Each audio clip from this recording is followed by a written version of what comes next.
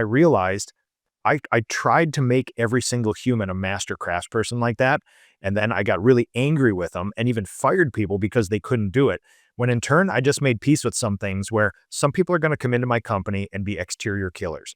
Most of them are going to be very fine interior people who take care of clients, who wipe the floor when they're done, literally white glove service, but they're never going to be exterior painters. So that's tactical example of you learn things and you quit fighting fate and biology, and you just take reality on reality's terms, and then you focus on that. So really our apprenticeship, if we're being honest, is basically our 4 interior processes, and we train interior painters. Some of them pop their head up and they turn out to be good exterior painters, but we don't rely on it. Craft Your Life is a radio show for the tenacious, the bold, and those who refuse to settle for mediocrity. We bring together visionaries, game changers, and relentless go-getters who are crafting their lives, businesses, and relations in pursuit of excellence. If you are ready to shatter limits, embrace the amazing, and live life on your own terms, this show is for you. Each episode delivers actionable insights, inspiring stories, and unfiltered conversations that will ignite your drive to win a life worth dying for. Tune in and get ready to live viciously. Ladies and gentlemen, welcome to Craft Your Life radio show, the show for the tenacious, the bold, and those who refuse to settle for mediocrity. I'm your host, Matt Kuehlhorn. Today, I've got Nick Slavik. I am really excited for our conversation today, Nick. I'm going to give a little bit of a background from what I've known, and you epitomize what I would imagine as a craftsman, like a master craftsman. You've been in your trade for decades. I would dare say over 3 decades. Yep. You're well entrenched in the Painting Contractors Association, really leading, driving the trade as a whole. You're just super invested in your humans that you have on your team, in your brand, in your trade, in you as a human, and you just drive authenticity every time I see you. And Nick, just thanks for joining today. Oh, thanks for the opportunity, man. It's good to reconnect with you. I'm a big follower online, and I don't think we've seen each other in person or virtually like this in a while. So great to reconnect. It has been a minute. I was thinking about that, and I think it was, I think there was an event in Denver.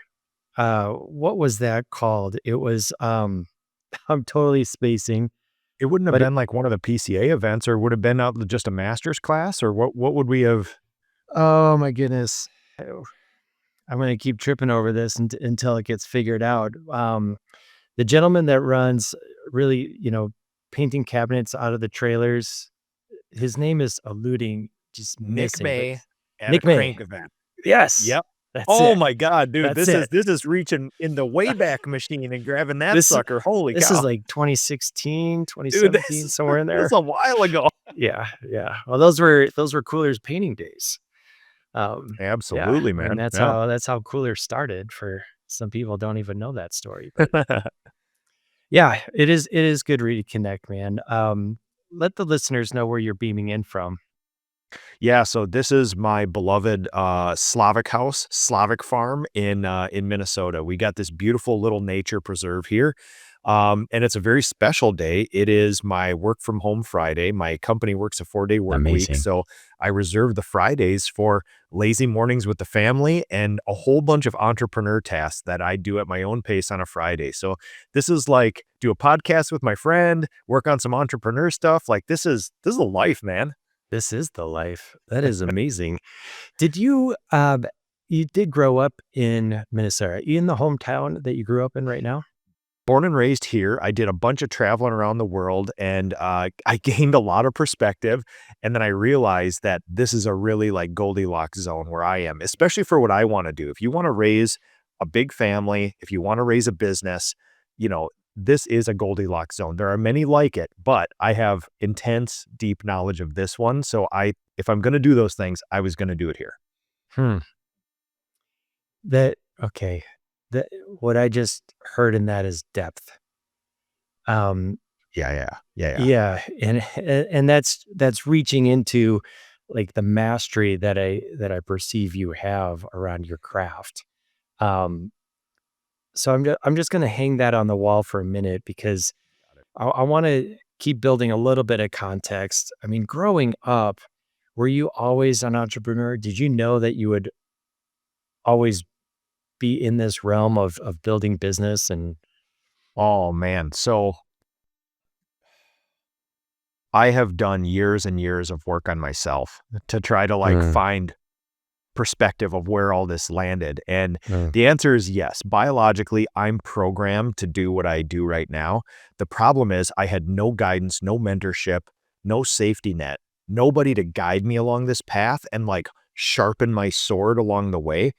My expression of being an 8 to 18-year-old entrepreneur, biological entrepreneur, was fighting every single human, especially my parents, along the mm, way. Fighting school teachers, fighting that. I wasn't a horrible kid. I was your B plus A minus kid. I put forth no effort. I got my homework done in 3 minutes every day, and I was on to the next thing. Come on, what's next? What's interesting? I wanted to be left alone. I wanted to do things on my own. I wanted, even if I had never done it before, I just wanted to do it on my own. And it was just like this unbridled, unfocused passion that I came off as a little bit of a problem human. But one of the things that I do now is I go back to my high school and I talk to their gifted programs, their business classes, and I basically say, guys, listen, I was where you were. I struggled with this. I had a lot of internal angst because I was this human. Just nobody took me aside and said, later on, this is going to be a superpower, but you just got to get some life experience first. And so I've actually been thinking a lot about this. Most of the last bunch of years has been cycled around, where I came from, what I've done, how I was conditioned and not conditioned to do things, but reaching out to the other young kids who might be entrepreneurs and just telling them, hold tight, you're a superhero. It'll be really good later, but it's tough now. mm. Yeah, that's something that it took me till I was 40 years old to find that perspective. Yeah. You just summarized my 13-year-old son. Ah, good. Little Superman. Yeah, he's just stubborn. He wants to do it himself. Like, Oh yeah, look where he g- came from. yeah, falling far from the tree. Yep. One of the unique things, and I think this is truly unique with what I see you do is around your apprenticeship program. Yep. Can you speak to where did that really form in your mind? And then I want to get into a little bit of nuts and bolts of how that actually operates, but I want to just start with theory first. Like, where did that rise up, and why is that important? Yeah, so there's two ways that we are known for what we do with apprenticeship. And there's this biological urge to be a servant leader and gather a whole bunch of awesome people around me because that makes me happy and then provide opportunities for them. Like this, we're building a little freedom machine. And the Yeah. freedom that I want to have for myself and others is of time and money. And I love providing that time and money freedom and opportunity to other people. So biologically, I'm programmed to do this. Practically, in my business early on, when I wanted to grow a bigger business, I did what everybody else did 15 years ago, right? This is the day where you put a newspaper ad out and saying experienced painters wanted. And Mhm. boy, did that not work, right? Like number one, there's no experienced painters out there really.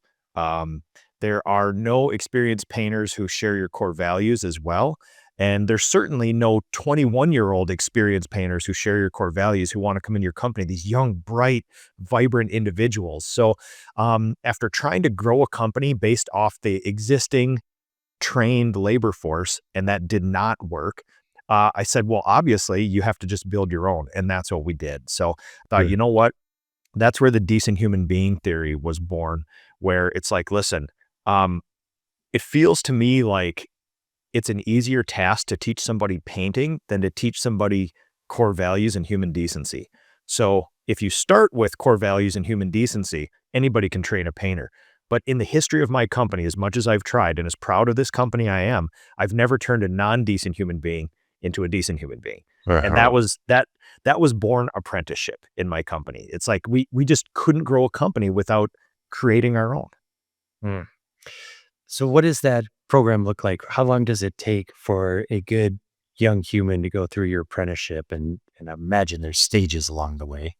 Yeah, and I should also say there's been a progression of myself as an entrepreneur and as a manager of these humans, where I just had unbridled optimism and a million points of grace with everybody early on, and I was not rewarded for it, right? I would take people that were maybe like, maybe this is the chance they need, and it was not the chance they need.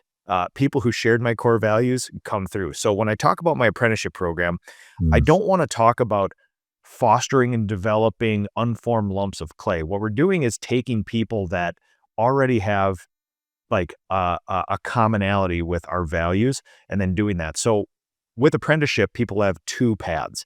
They either flame out embarrassingly right away or they're still with me. And there's nothing in between. There's no dwelling in mediocrity. And that's one of the keys to you either exit people quickly or you find out they share your core values and keep them forever. So now practically what that looks like is it's recruiting, training, and retaining. The recruiting process, we spend just the same amount of time marketing for clients as we do marketing for our humans. This can be subcontractors as well too. It obviously starts as an ad that speaks to a specific person. I use the words decent human being. I put a picture of a decent human being doing what we do in a cream colored uniform, shirt tucked in, happy, things like this. A picture is worth 1,000 words. You can convey a lot in there. So number one, we're already trying to have people self-select, phone interview, in-person interview, and then I make them a job offer. Um, we typically do a 1-week apprenticeship in our training facility. We have a finishing facility with some training modules. We have a scale replica of a 15 by 15 foot master bedroom with all the things in it, windows, doors, light switches, things like that. We have a mini kitchen and a mini bathroom.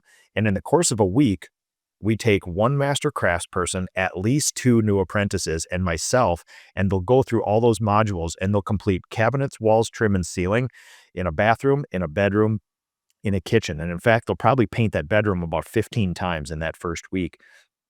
We assign them to a crew leader and then we track their progress. And somewhere between 6 and 9 months, I want them to have the ability to run their own crew. Between 9 and 12 months, I want to get them their own van, their own gear, and get them an apprentice. And basically, we have some gates along the way. I only rate my painters, my in-house painters, on 2 things: attendance and job budgets. But when you're an apprentice, there's a couple little gates that I test people on. And in 3 months, I need them to be able to paint the walls in that test bedroom in 4 hours to standard. And I've only had one person in 17 years that couldn't do that. So that tells you the power of decent human beingry, right? Yeah, yeah. And that's amazing. I'm starting to liken this, just in our business of garage doors and some of the challenge I might have while I've got a training center that's small and a little bit of the structure, there's another level of structure. There's another level of breaking down those actions and those tasks to be incredibly measurable. Yeah. That's pretty powerful. Um, and it's timely, man. I've got a gentleman coming to do a ride along and we're assessing culture fit, but he has the skill set already of a door. And I've never had the success of finding somebody that has the skill and fits the culture, Yeah. but I keep trying. It's so tempting.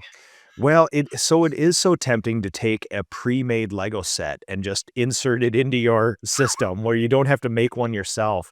Now, I will say that, I can be hyperbolic. It's either 100 or it's 0. But there is something in between where I think I want to say there are 2 humans in my company right now that did have previous painting experience that came to me that are in there now. But if I was going to build a company off of people with those qualifications, I'd have 2. And I certainly wouldn't. I Right. mean, my entire leadership team, estimators, project managers, coordinators, nobody's even been in the trades, let alone a painter. So, I mean, we've had to create everything. Yeah. Yeah. Was there, uh, what's the question here? So what I'm looking to extract, Nick, I imagine that there's folks listening that are potentially owner operators or at the cusp of, creating some more freedom with their own company. And Yeah. I would imagine that you might have structure and processes that are farther along. And I think for context, I mean, your team is 30 plus humans. Yeah, we go about 25 in the winter and about 40 in summer. Okay. So a significant organization. Um, looking back in your journey, like that time when you were like, okay, we need to form this apprenticeship, like there's going to be, that's a little bit of a slow process, but I would also imagine like you go slow in order to go fast.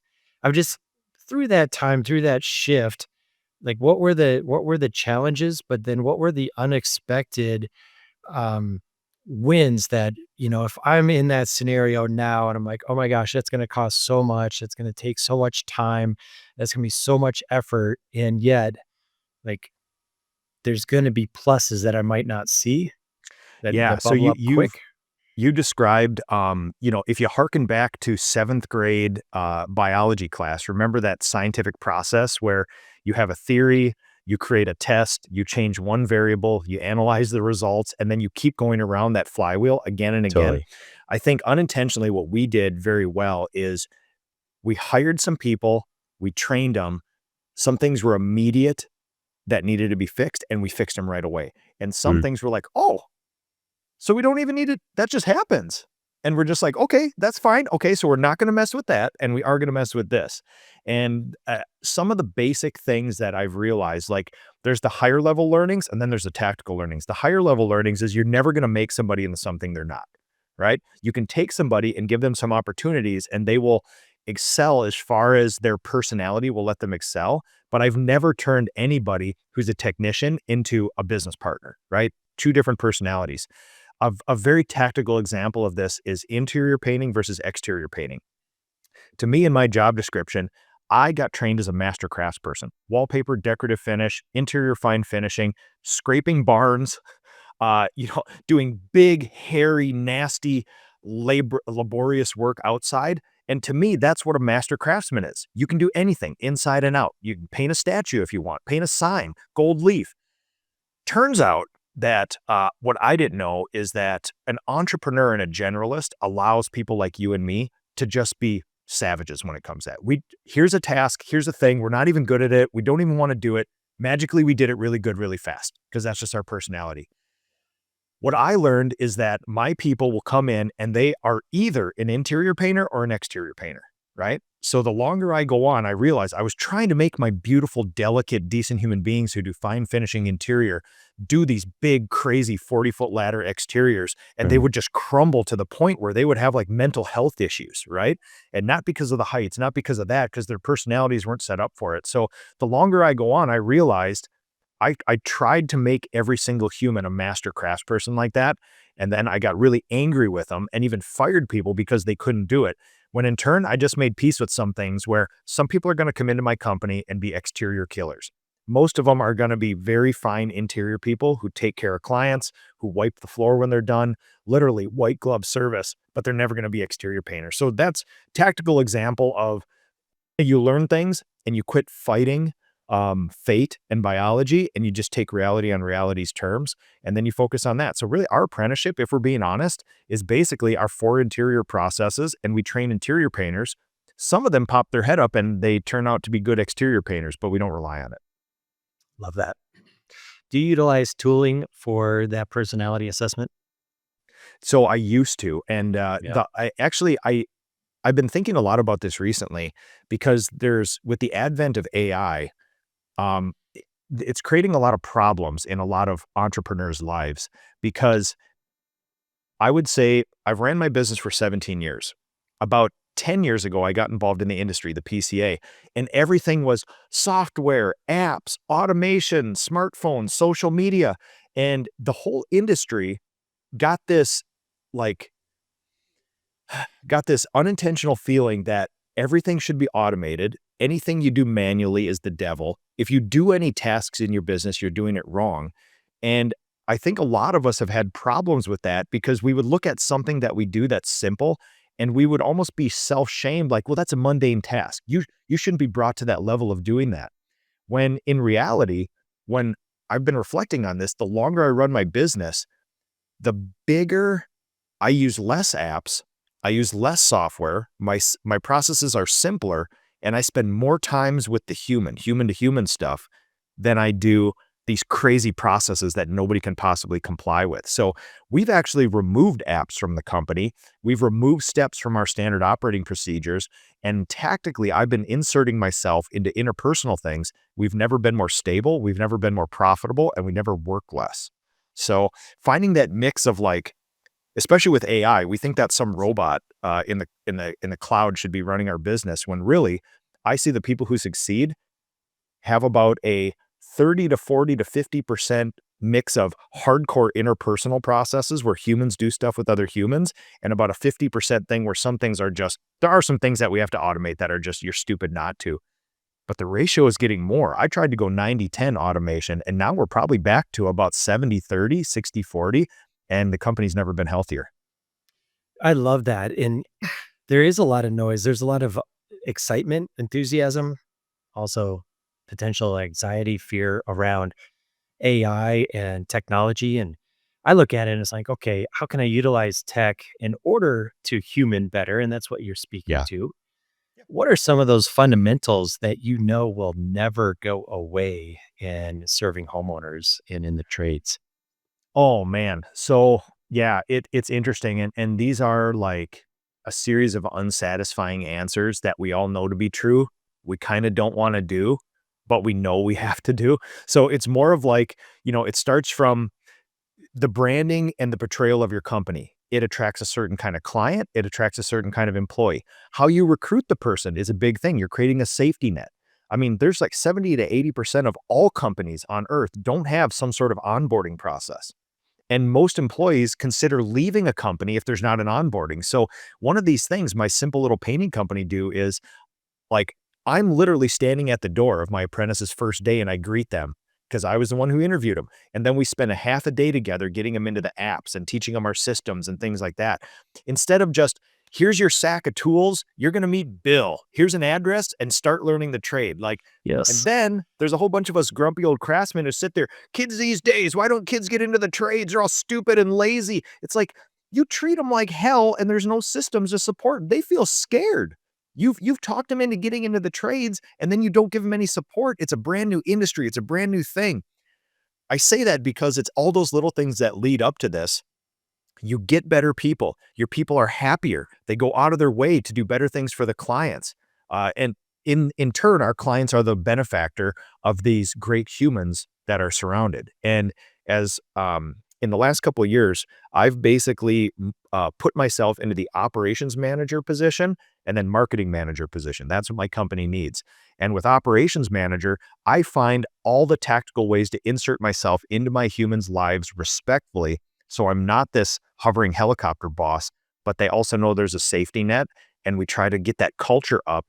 And the happier, more supportive manager I am, my people stay longer. When they stay longer, they're more productive.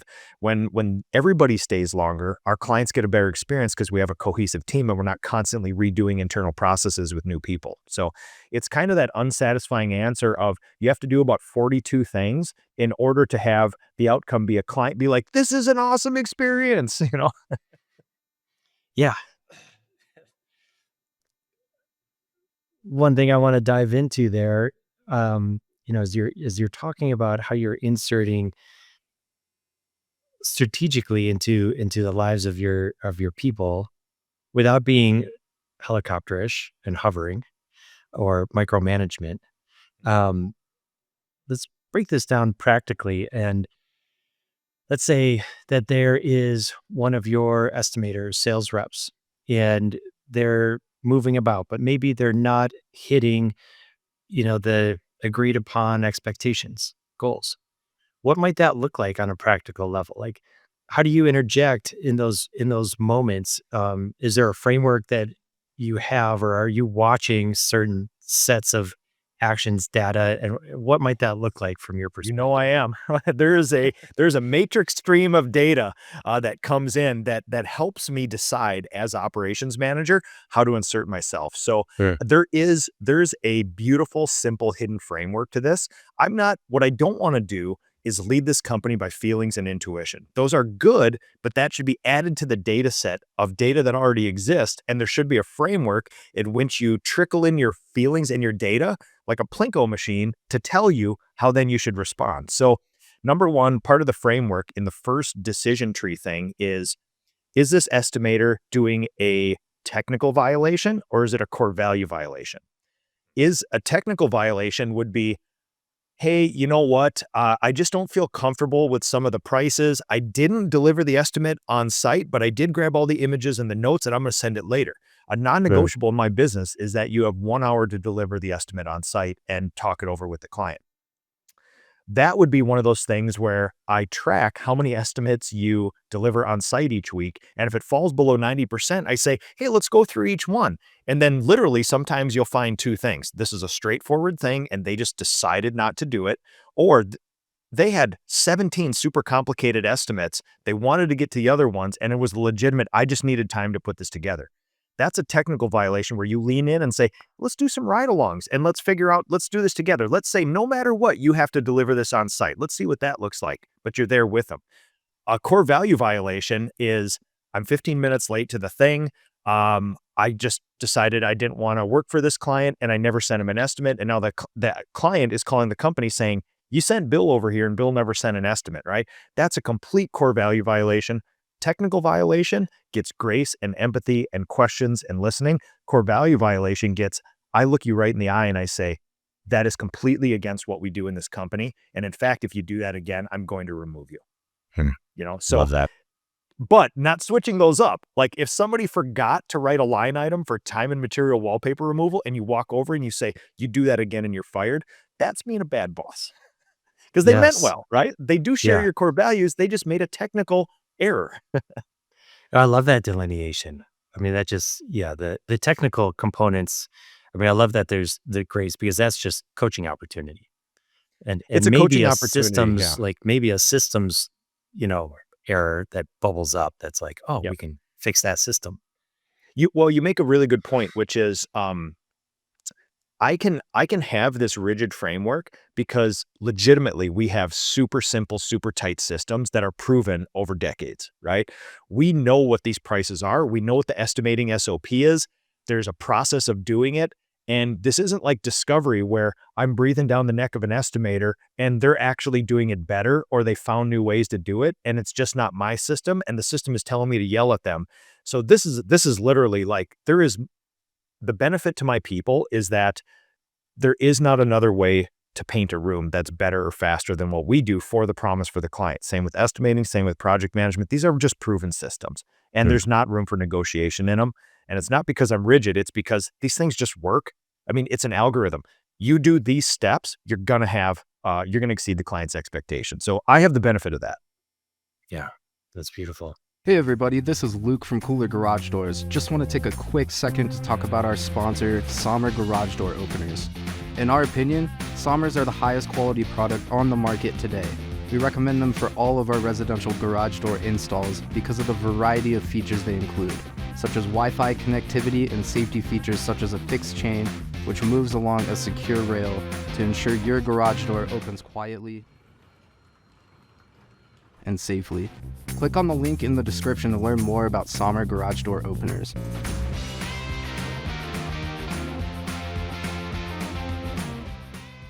We're going to shift gears a little bit. We're going to stay in the realm of estimating sales. Oh, yeah. Because I know your brand is what I would say is a premium level service. If I was to bring over the Nick Slavik crew, I know that I'm going to pay a little bit more money than ABC painting. Maybe I could make a data-based argument. You might pay less. That's fair. Speak more into that. Is that because of repeating work, or is it just your numbers so well, and some people might perceive cheaply, but they're really as much? Yeah. I do a whole bunch of national pricing experiments when I travel along. I think I have data from about 15 or 18 different major metro areas of professional painters where we all anonymously estimate the same thing. We do a wall project, cabinet project, and an exterior. And I've been tracking this for years. I have data back from 2019 where you can find minor blips in the thing where Boston or San Francisco is slightly higher than Kansas City or Minneapolis. But within those regions, you'll find that there's a 90% price difference between the highest and the lowest price amongst the professional painters, which is insane.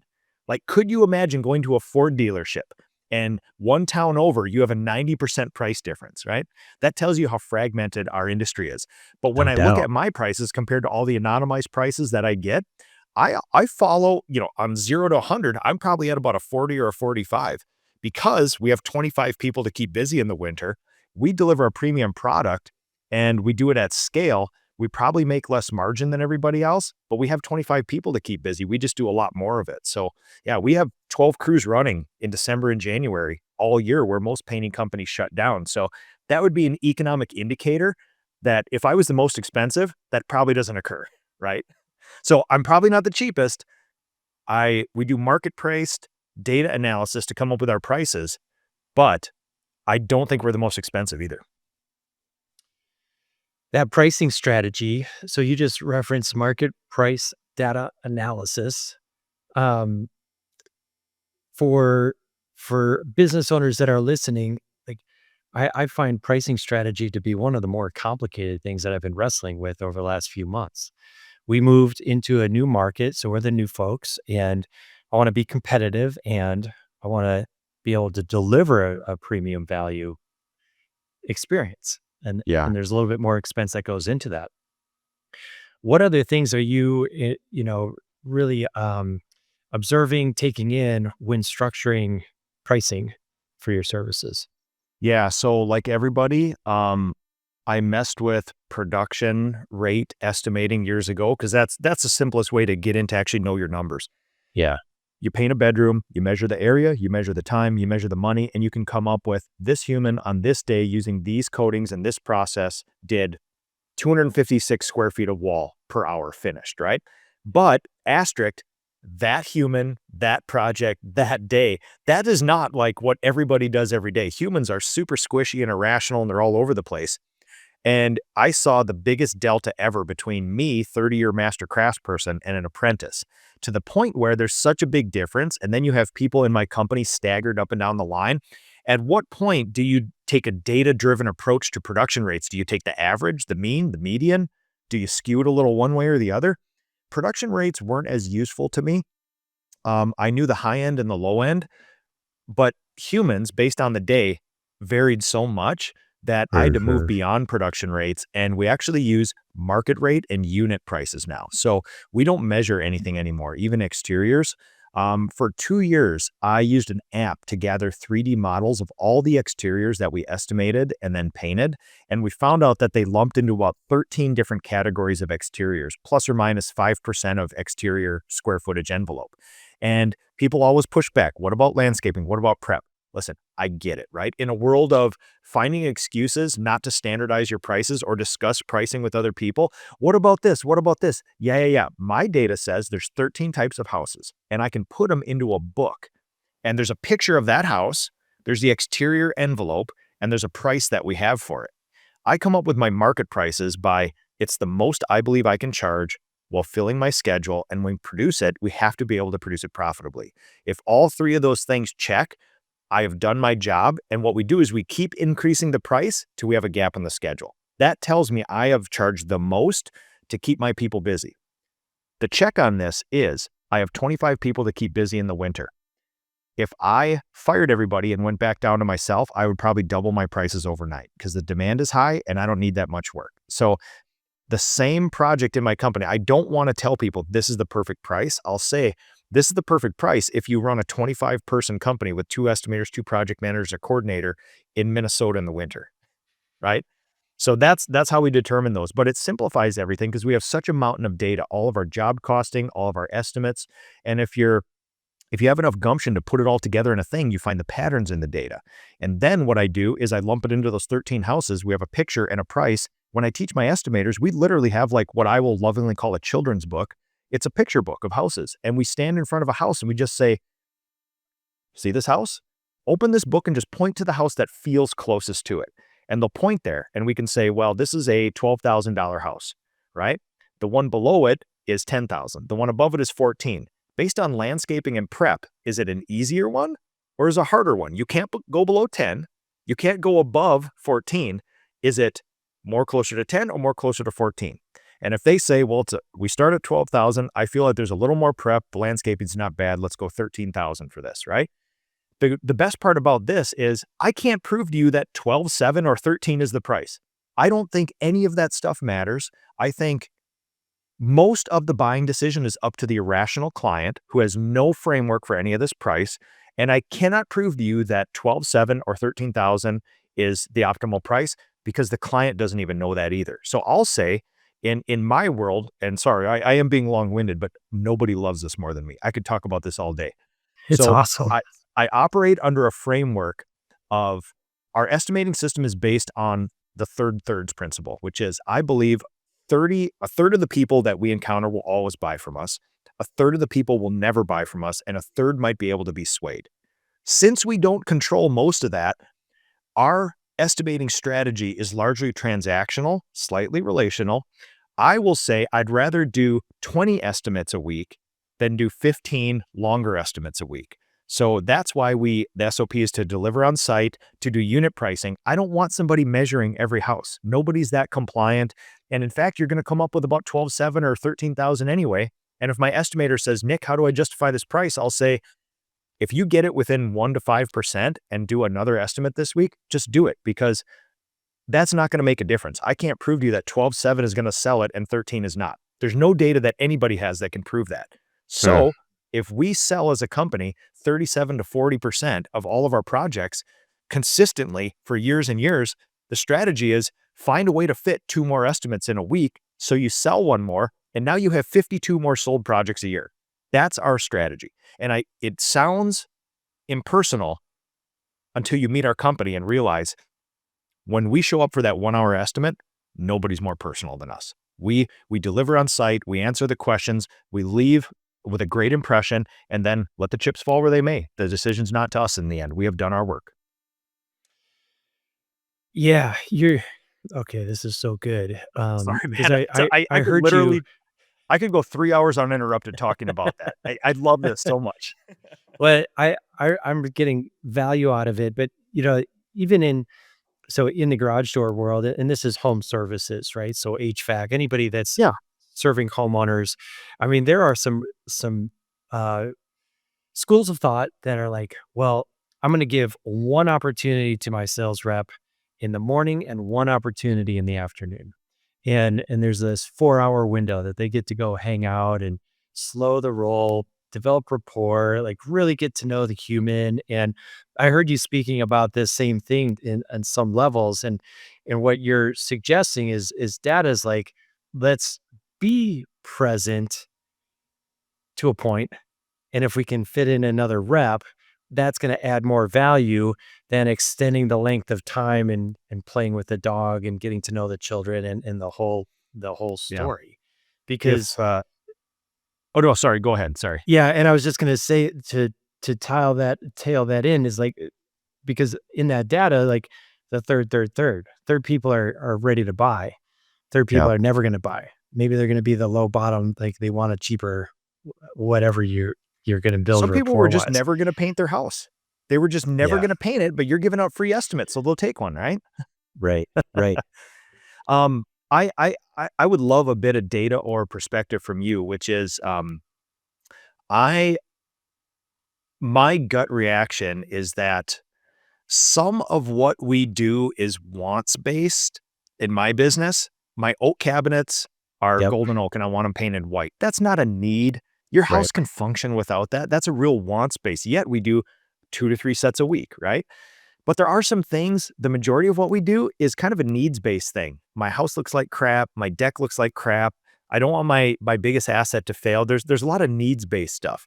To me, my impression of garage doors and the industry is mainly a needs-based. My garage door doesn't work. The spring broke, it's down. This isn't a passion project of mine. And I largely look at things like industries that are far more professionalized than the painting industry, like I would assume garage doors, that's very commoditized and there's really not much price flexibility. I feel like there's more set things, but when I hear you talk about it, it feels like there's a little more stuff going on there. So I don't know when I describe my process compared to garage doors, do you feel that we're the same amount of commoditization and transactionalness, or is there something I don't know about the garage door world? I think in any industry there can be the commoditization. Like there are painters that are commodities. They roll in and they're like toss a number and they just get it done and it's a transaction. Then there's brands like Slavik that is going to be a little bit more relational and value driven. The garage door industry is disrupting right now in part because of tech, in part because of some players that have just really figured out the scale, and Yeah. there's a bunch of PE rolling up people, and it's interesting right now because there's definitely an old school and a new school. And the old school is the commodity. The old school is like, I'm going to come in, I'm going to replace your spring, couple $100 and I'm out. The new school is, let me give you options on how you can replace that. And maybe it's like you're forever home, you've got a beautiful garage door and you never want to call me back again. Well, I can give you that spring and replacement that's going to be set to jet for 10 years plus. Um, and so there are different options in that space. And that's where we're starting to play, where something happens. You're right on the, 80 to 90%, that's a gut level data, but 80, 90% is that needs like, I've got issue. I'm concerned about this noise. This Yep. isn't working. The other 10 to 20% is like, I just want to upgrade. I want I want to a wood look at garage door. different tech. I want to look at, adding value to my curb appeal, that kind of Yeah. stuff. Yeah. Nice. Well, it's always been, I mean, again, when you see dudes like Tommy Mello all over the place, like there's not many other guys like him who are so vocal in the other, I don't know the Tommy Mello of electricians. Maybe there is one out there, but that's the impression that a lot of non-garage door people get from that. And you Yeah. guys are probably completely sick of talking about that dude, but it is one of those things that it's interesting because in home service industries, like you open up my Facebook feed, all it is this dude's ads all over the place. And, you try to get rid of them, but they magically they Yeah. find their way back. Yeah. Well, that dude is the disruptor. I mean, that is why That's what I there's old assume, yeah. school, new school, because of just what he's been able to do with his own company and then how he's impacted the trade. It's pretty significant. Pretty significant. Oh man, what are you excited for? What's 2025 look like for you? This is like super unsatisfying, but when I think about this year, I think about returning to a normal non-COVID economy. And I think it happened last year. I think we're fully in it this year. Um, I in last year, I saw leads in spring go down, which was interesting. That typically hasn't happened, right? And my business for the last 17 years has basically grown every year. In the last 5 or 6 years, precipitously, right? So I'm used to more, more, more, more. And what I think I got this great perspective as a human and a business owner. I started in 2007, Great Recession, housing crisis, crazy unemployment. Those are my first years. I cut my teeth in this business when literally it was just like housing crisis out there. And Yeah. then we had about a 10-year tailwind of a great economy. Stock market's going crazy. Everybody's doing well. You take all that stuff for granted. You take COVID times where you can look at the GDP of the United States, and during 2007, 8, 9, precipitous down, precipitous up, and then kind of back to normal, and then 1.5% GDP growth, like a nice steady tailwind. Didn't have to worry about leads. My business was small. I'm overwhelmed. I'm bragging about how good of a businessman I am because I'm booked out a year and a half, right? And then COVID hits, precipitous down, precipitous up, government money. And what I looked at I saw the coolest data ever, which is I track leads per week, and I have for years and years. My leads per week track the GDP of the United States almost perfectly when you overlay those graphs. So Wow. when COVID hit and the GDP dropped to like the lowest level ever, my leads also dropped, right? And then the government money showed up, and then it went, way too high. I was literally getting 80 leads a week for my Oh my company. We were gosh. about a $2.5–3 million company at the time, and we're getting 80 leads a week, right? That turned into 33 estimates per estimator per week in that time. So over a couple years of that, 2002, 3, and part of 4, I just naturally raised my prices to meet the demand, and I got my team ready for 30 estimates a week a piece, right?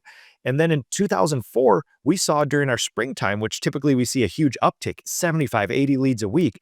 We're seeing 35 and 40.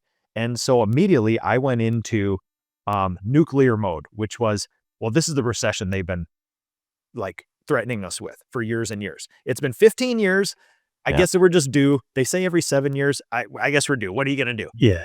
But what I found out, I traced all my leads. I overlaid the GDP. I overlaid my leads. I found out that we are right back to where we were in 2019. So you take that nice 1.5% GDP growth all through there. At 2019, we left here. We went all the way down, all the way up. We're right back here. And that trend line still going like this. Long way of saying we're not in a bad economy. We're back to normal. And I see that as a huge competitive advantage because now we slug it out in the trenches. Who can recruit better? Who can market better? Who can do basic, simple business functions better, because we don't have the tailwind of leads, right?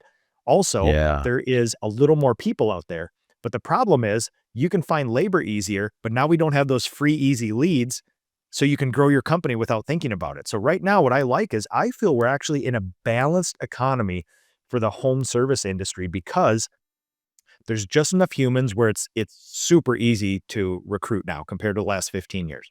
I have all this. I just did a round of recruiting, completely different landscape out there. 80 to 100 good leads per job opening, give or take. And I have to get that down. That used to cost me about $5,000. It cost me $283 this time to recruit those people. Leads are much harder, right? So over the last bunch of years, what I've done is these marketing experiments to try to spend less and less and less and get more and more and more. Thank God I did, because we're hitting the ground running where I've never had cost per lead, cost per estimate, cost per completed job lower. I've never got more leads from less money. And that's just coincidence. I was doing this anyway. It turns out the economy now is balanced.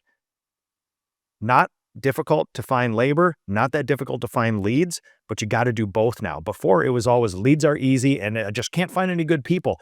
Now, a good professional business will have consistent daily or weekly rhythms for both so that you're never caught off guard. Love that.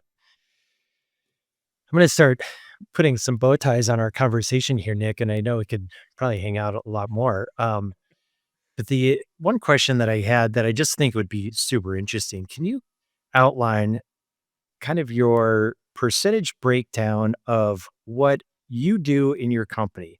I hear so much talk about data. How much time are you spending analyzing your data? What are the other key pieces that you, Nick, are doing for your organization that are super critical? Can you break that down? Like you got 100%, slice it up. Yeah. So I'm going to be very honest here, business owner to business owner. I see shame in people's eyes when they come visit my company and they see how simple things run around here. Like literally, they're like, where's all the apps? Where's all the automation? Where's all the things like that? It's like, we have things that just happen, but it's a combination of human systems and technical systems. And what we do is we collect very simple data all the time in a trustworthy way where we never have to guess it. We then, as operations manager, I put it together into my operations manager dashboard, which is not complicated. We're looking at leads, sales, production, cost of marketing, things like that. We're looking at the ratio of paid leads versus unpaid leads. We're looking at the average job size. And to me, I have these heart rate monitors on my company where in order to hit our goals, we need a certain amount of leads. We need a certain amount of estimates, a certain amount of sales. We have benchmarks for paid leads and unpaid leads. And if any of these things turn red, I start sensing that pattern. This is not complicated data. All this data already exists in people's company. So when I show people what we collect and how we collect it and then how we use it, people are like, oh, there's no like secret app. There's no nothing. I just have to do this stuff now. Like, yeah, you just have to do that stuff now. So breakdown of my time. So I own Nick Slavik Painting and Restoration. I own the brand Ask a Painter, which has 4 verticals, including, in-person events, public speaking, content creation, and then the flagship show. And then I own a real estate holdings company. Of those 3, I probably break down my time about 12 to 15 hours a week that I have to do at the painting company, or that I feel is the value add as the operations manager and the marketing manager. I probably spend about another 10 to 15 hours a week on the Ask a Painter stuff. I spend about 1 to 2 hours a week on the real estate stuff. And right now I'm devoting about 8 to 10 hours a week because I am the board chair of the PCA, our beloved 140-year-old nonprofit. I devote about 8 to 10 hours a week for the good of that organization to do that too. So you're probably looking at a 40 to 50 hour week spread out over 5 days, but I intermix all those businesses in there. And within the painting business, at least, I spread my time between marketing manager and operations manager. The two biggest priorities for me as operations manager are, if we're going to win this year, labor is easy to get. We have an overabundance of labor. We have unused capacity. If we win this year, it's going to be because of leads and it's going to be because of sales. So what I do is I devote my time pretty steadily between managing my marketing and then coaching the living hell out of my two estimators to make sure that they get 1 to 2 more opportunities per week. They get 1 to 2 more sales per week. The difference between a 5% net profit company and an 18% net profit company, where we're at right now, is the difference between 1 or 2 jobs per week. It's not, we need a brand new marketing thing. We need to get out there and double our sales. A professional company wins in the margins. Our overhead is set. If we can sprinkle in 1 or 2 more jobs a week, 55% of that drops to the bottom line. And so we win in the margin. 1 to 2 more jobs a week. That's all we need. So fight it out in the trenches. Fight it every day. And I'm there to coach my people on. Yeah, I noted that. That's awesome. Nick, for folks that are hearing you and want to follow, learn more, connect, where are we finding you? Man, if you type in Nick Slavik into anything that's a computer, you will find something that I do. I am spread across all platforms. The flagship, obviously, is the Ask a Painter thing. It originates on Facebook. I do it on Instagram. It's on YouTube. It's on LinkedIn. But really, if you type in Ask a Painter or Nick Slavik, you have a decade of social media shows, posts, everything. Start digging. You'll find something you like. Yeah, awesome. We'll include links in our show notes here, and I do highly encourage the listener to follow. I mean, all fluff aside, this is just really authentic, man. I just appreciate how you run. You are a true craftsman, and when I do this show, like, the idea of craft is so interesting to me because I wasn't a kid that grew up in the trades. Like, I was intellectual. I thought I was going to be an actuary, and then all of a sudden, Cooler Painting started, and it was so freeing. And I was like, here's my vehicle, and a bunch of LLC graves in the past, but this one actually took off, and that just gets me into this realm of now where it's an opportunity to help people craft their lives, and it's working with homeowners, it's working with the humans that show up in my business, and that's a real gift. And I see you out there doing a very intentional craft, not only in your trade, but up leveling, and just, it creates ripples, man. So kudos to you, and just thanks for how you show up. Well, I do have one of the best competitive advantages ever, that literally nobody loves this more than me. Most people would be hard pressed to find a human who genuinely loves this more than me. So naturally, I find a lot of time to do it. And I'm grateful for that. I don't know where it came from, but I'm super grateful. Yeah, love that. Well, thank you. Go out and enjoy today. And I see the sun starting to peek through in your window back there. And yep. Again, just thank you for your time. Yeah, man. Good to talk to you. I would really appreciate it if you would help us continue the momentum that we have in subscribing, sharing, and liking our show. Let's extract really cool conversations with amazing people that are out crafting amazing businesses, relationships, lifestyles. So let's grow this thing together, and just know that you are appreciated.